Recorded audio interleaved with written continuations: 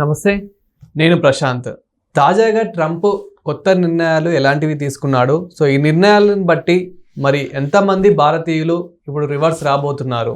దీని గురించి అయితే మాట్లాడేందుకు ప్రస్తుతం మనతో పాటు సీనియర్ జర్నలిస్ట్ సిఎస్ రావు గారు ఉన్నారు. నమస్తే అండి. నమస్తే సార్, ట్రంప్ ఇప్పుడు ఎలాంటి నిర్ణయాలు తీసుకున్నాడు మళ్ళీ, అండ్ ఈ నిర్ణయాలను బట్టి భారతీయులు ఎంతమంది రాబోతున్నారు ఇప్పుడు బయట ఇక్కడికి?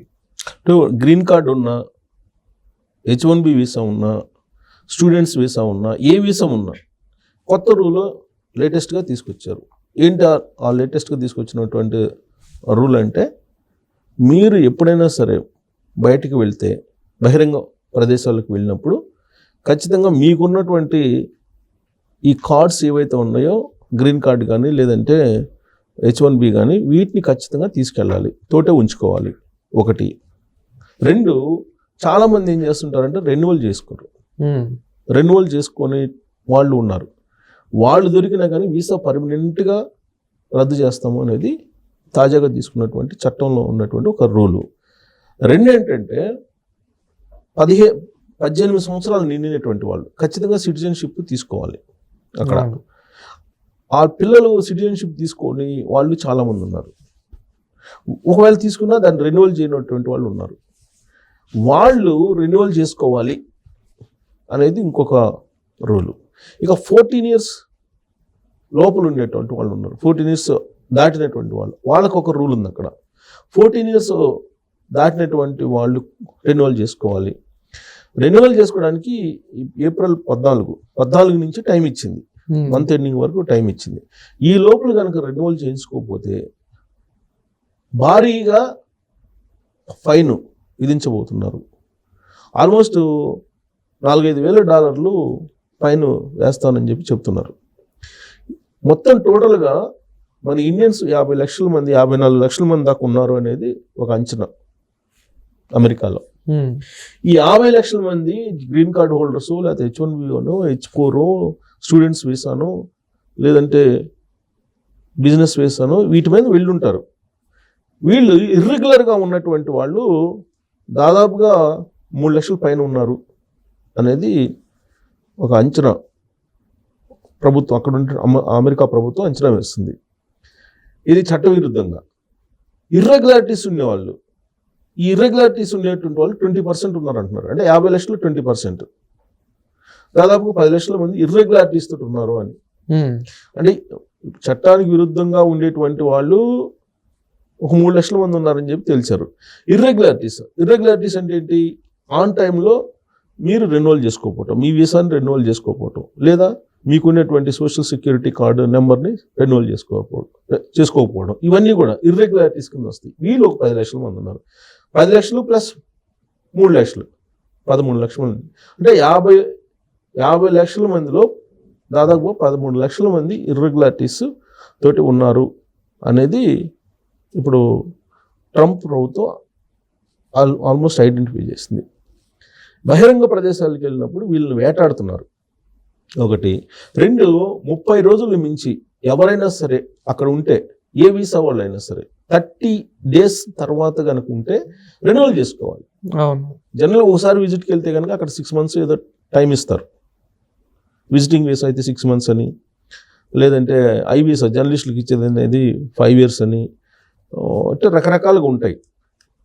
వీళ్ళు 30 డేస్ తర్వాత మళ్ళీ ఎవ్రీ 30 డేస్కి రెన్యువల్ చేసుకోవాలి అనేటువంటి ఒక కఠినమైన నిబంధన పెట్టారు. ఈ 30 డేస్లో వీళ్ళు చేయాల్సింది ఏంటంటే, రెన్యువల్ చేసుకోవడంతో పాటు ఇన్ కేస్ డిపెండెన్స్ అక్కడ ఉంటారు కదా, H1B గ్రీన్ కార్డు హోల్డర్స్ వీళ్ళంతా ఉంటారు కదా, వీళ్ళు షిఫ్ట్ అయిపోతుంటారు. షిఫ్ట్ అయిపోయినప్పుడు అడ్రస్లు ట్రేస్ అవుట్ కావట్లేదు. అక్కడ వాళ్ళు ఖచ్చితంగా అడ్రస్ ఏదైతే మారారో ఆ అడ్రస్ తోటి ఇప్పుడు మీరు రెన్యువల్ చేసుకోవాలి అని చెప్పి ఇంకొక భయంకరమైనటువంటి కండిషన్ పెట్టారు. అంటే ఇల్లీగల్గా ఉండేటువంటి వాళ్ళు, ఇర్రెగ్యులారిటీస్ ఉండేవాళ్ళు ఎంతమంది అనేది ఐడెంటిఫై కావట్లా. ఎందుకు? అడ్రస్లు చేంజ్ అయిపోతున్నాయి. అడ్రస్లు ఉంటే హోమ్లాండ్ సెక్యూరిటీ వాళ్ళు అక్కడికి వెళ్ళిపోతారు, పట్టేసుకుంటారు. ఒకవేళ ఇర్రెగ్యులారిటీస్ ఉంటే ఇంటికి పంపిస్తారు. సో ఇప్పుడు దాదాపు 3 లక్షల వరకు రెడీగా ఉన్నారు రావడానికి. ఇప్పుడు ఎవరైతే ఈ ఫేక్గా వెళ్ళిన వాళ్ళు ఎవరైతే ఉన్నారో, సో దాదాపు 3-4 లక్షల మంది రెడీగా ఉన్నారని చెప్పేసి అయితే కొంచెం వార్త వస్తుంది. ఇది ఎంతవరకు నిజమంటారు? ఇప్పుడు తాజాగా ట్రంప్ చేసినటువంటి వ్యాఖ్యలు కానీ, ట్రంప్ ఇస్తున్నటువంటి ఆర్డర్స్ని బట్టి చూస్తే రాబోయేటువంటి రోజుల్లో ఖచ్చితంగా స్వచ్ఛందంగానే వస్తే వాళ్ళకి వీసాలు రద్దు కావు. వన్స్ వీసా రద్దు అయితే ఫర్దర్గా కూడా అవకాశం ఉండదు.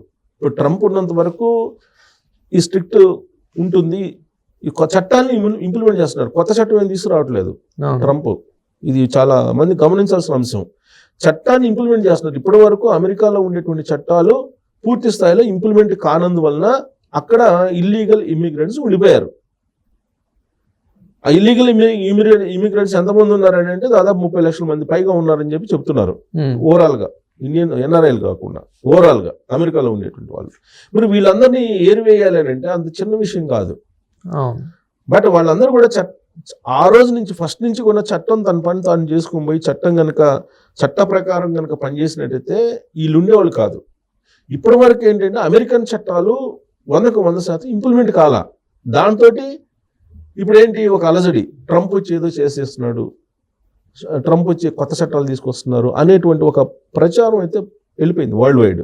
కానీ అక్కడ ఉండేటువంటి వాళ్ళు చెప్పేది ఏంటంటే, నాకు తెలిసినటువంటి వాళ్ళు నేను ఫోన్ చేసి వాళ్ళని కాంటాక్ట్ చేసి ఏంటి మాకు ఇక్కడి నుంచి చూస్తుంటే కనుక మీకు అక్కడ సిచ్యువేషన్స్ అన్నీ కూడా కొంచెం ఇబ్బందికరంగా ఉన్నాయంట కదా అని అంటే, లేదు అదేం లేదు అని వాళ్ళు చెప్తున్నారు.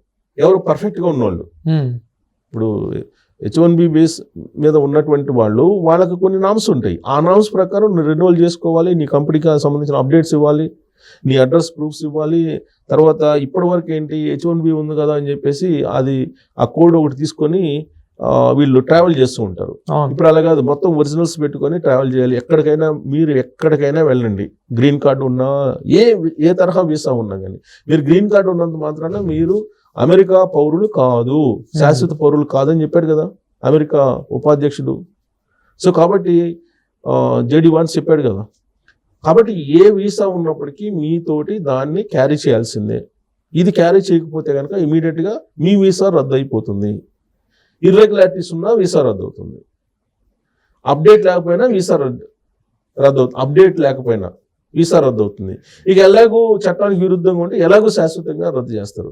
సో ఇలాంటి పారామీటర్స్ పెట్టారు కాబట్టి ఈ పారామీటర్స్ మధ్యలో మీరు వీసా రద్దు కాకముందే కనుక వస్తే ఫర్దర్గా మళ్ళీ అమెరికా వెళ్ళే అవకాశం ఉంటుంది.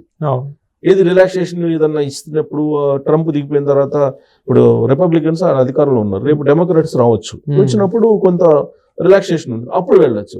అలా కాకుండా మొండికేసేసి మేము తాడోపేడో ఇక్కడే తెలుసుకుంటాం, ట్రంప్ ఏం చేస్తాడు అని చెప్పి అనుకుంటే మాత్రం ఖచ్చితంగా వీసా రద్దు చేస్తారు. రద్దు చేసిన పరిస్థితి ఉంది. హోమ్లాండ్ సెక్యూరిటీ వాళ్ళు ఒక పెద్ద వేటాడుతున్నారు వీళ్ళ మీద. ఇది 3 అంశాలు: 1 ఇర్రెగ్యులారిటీస్, 2 చట్ట విరుద్ధం, 3 అప్డేట్ లేకపోవటం. సో ఇవి లేకపోతే రద్దు చేస్తున్నారు. వన్స్ రద్దు చేస్తే మాత్రం చాలా మళ్ళీ శాశ్వతంగా క్లోజ్ అయిపోతుంది కదా. అలాంటి స్థితిని తీసుకొచ్చుకుంటారా లేదంటే ఇప్పుడు అక్కడే ఉంటారా అని అంటే చాలా మంది ఇండివిజువల్గా రావడానికే సిద్ధపడుతున్నారు. సో ఈ మధ్య వీడియోస్ కూడా వస్తున్నాయి, ఇల్లు సర్దుకొని వస్తున్నటువంటి వీడియోస్ కూడా వస్తూ ఉన్నాయి. మరి ట్రంప్ అడావిడి తగ్గింది అనుకుంటున్నారు, ఎందుకంటే 90 రోజుల పాటు రిలాక్సేషన్ రెసిప్రోకల్ ట్యాక్స్కి ఇచ్చినటువంటి క్రమంలో. కానీ ఇప్పుడు మళ్ళీ లేటెస్ట్గా హోమ్లాండ్ సెక్యూరిటీ వాళ్ళు తాజాగా విడుదల చేసినటువంటి దాని ప్రకారం అప్డేట్ ఉండాలి, చట్టవిరుద్ధంగా ఉండకూడదు, ఇర్రెగ్యులారిటీస్ ఉండకూడదు. ప్లస్ అక్కడ మీకు డ్రైవింగ్ రాంగ్ చేసినా కానీ వీసా రద్దు చేస్తున్నటువంటి పరిస్థితి నెలకొంది. సో ఇలాంటి పరిస్థితుల్లో మరి ఎంతమంది ఉంటారు, ఎంతమంది తిరిగి వస్తారు అనేది చూడాలి. జాబ్ ఆపర్చునిటీస్ ఉంటే ఉంటారు, లేదు అక్కడ జాబ్ ఆపర్చునిటీస్ కూడా తగ్గుతున్నాయి అని అంటున్నారు. అప్పుడు అలాంటి జాబ్ ఆపర్చునిటీస్ కూడా పెద్దగా లేనప్పుడు ఇలాంటి కండిషన్స్ మధ్యలో ఉండాల్సిన అవసరం ఉందా అని చెప్పి తిరిగి వచ్చేటువంటి వాళ్ళు కూడా లేకపోలేదు. సో ట్రంప్ ఏమాత్రం తగ్గట్లేదని చెప్పి చెప్పచ్చు తాజా రూల్స్ని బట్టి. Thank you sir.